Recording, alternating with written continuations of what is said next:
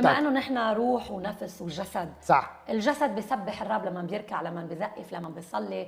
النفس بتعبر للرب عن مشاعرها، عن افكارها بالكلام. بس ما روحي كمان بحاجه انه يعبد الرب.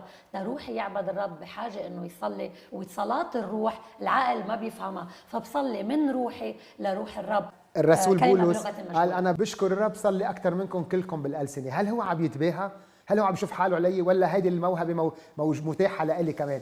اكيد لا، لانه بكورنثوس الاولى 15:10 قال انا ما انا عليه بفضل نعمه الله، ولم تكن تلك النعمه عبثا اذ عملت جاهدا اكثر من الرسل جميعا، ولم اكن انا العاملا انما النعمه نعمة الرب. فإذا هو صلى بالألسنة أكثر منا كلنا بقيادة الروح القدس تيقدر يواجه الظروف الصعبة. من بصلي بالألسنة تكون عم بتكلم مع الرب، مش عم بتكلم مع حالي، عم بشحن روحي، عم ببني نفسي على إيماني. كمان كتير أوقات ما بعرف كيف بدي صلي، مشربك الأشياء، ما في وضوح للكلمة، من كلمة الرب للموضوع اللي عم بصلي له، علاقتي مع خطيبتي، مع زوجتي، مع أولادي، سفر، حكمة، كذا. من بصلي بالروح القدس بيجي الروح القدس وبيدعمني وبيشفعني. بقول هون وكذلك الروح أيضا يمدنا بالعون لنقهر ضعفنا، فإننا لا نعلم ما يجب أن نصلي لأجله كما يليق. صح. ولكن الروح نفسه يؤدي الشفاعة عنا بأنات تفوق التعبير.